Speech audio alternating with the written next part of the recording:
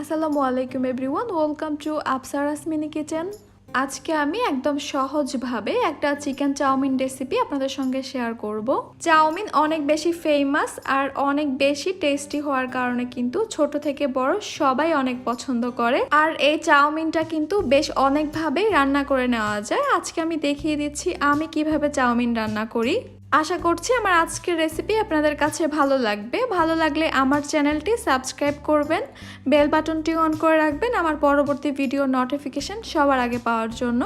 তাহলে আর কথা না বাড়িয়ে আমি রেসিপিতে চলে যাচ্ছি। চাউমিনের জন্য প্রথমে আমি চিকেনটাকে ম্যারিনেট করে নিব। আমি এখানে নিচ্ছি 100 গ্রাম বোনলেস চিকেনটাকে আমি এরকম পাতলা আর লম্বা করে কেটে নিয়েছি।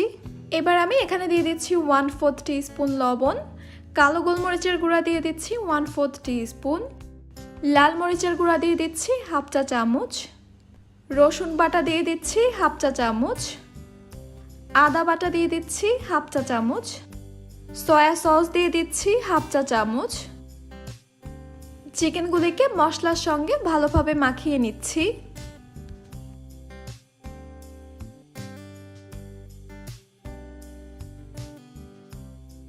ভালোভাবে মিশানো হয়ে গেলে এবার আমি এখানে দিয়ে দিচ্ছি 1 টেবিল চামচ কর্নফ্লাওয়ারটা চাইলে আপনারা স্কিপ করতে পারেন, তবে দিলে চিকেনটা খেতে আরো বেশি ক্রিস্পি লাগবে। সবকিছু ভালোভাবে মিশিয়ে নেওয়া হয়ে গেলে আমি 10 মিনিটের জন্য এই চিকেনগুলিকে রেস্টে রেখে দিব। আর এই 10 মিনিটের মধ্যে আমি বাকি কাজগুলি করে নিব। চাউমিনের জন্য আমি একটা সস তৈরি করে নিব। এই জন্য আমি এখানে নিয়ে নিচ্ছি 1/2 cup tomato sauce, soya sauce দিয়ে দিচ্ছি 2 টেবিল চামচ, চিনি দিয়ে দিচ্ছি 1 চা চামচ, সামান্য কালো গোলমরিচের গুঁড়া দিয়ে দিচ্ছি, 1 টেবিল চামচ লেবুর রস দিয়ে দিচ্ছি। সবকিছুকে একসঙ্গে ভালোভাবে মিশিয়ে নিলে কিন্তু সসটা তৈরি হয়ে যাবে। আমি এই সসটাকে একটা সাইডে সরিয়ে রেখে দিচ্ছি। নুডলসটা সিদ্ধ করার জন্য আমি একটা প্যানের মধ্যে পরিমাণ মতো পানি দিয়ে দিয়েছি। পানিতে যখন বলক আসা শুরু করবে তখন আমি এখানে 1 চা চামচ লবণ দিয়ে দিচ্ছি, সঙ্গে দিয়ে দিচ্ছি আমি 1 চা চামচ তেল।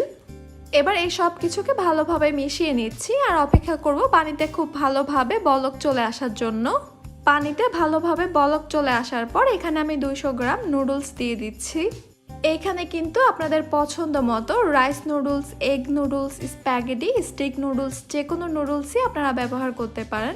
এখন এই নুডলসগুলিকে আমি 7 থেকে 8 মিনিটের মতো সিদ্ধ করে নিব। নুডলসগুলো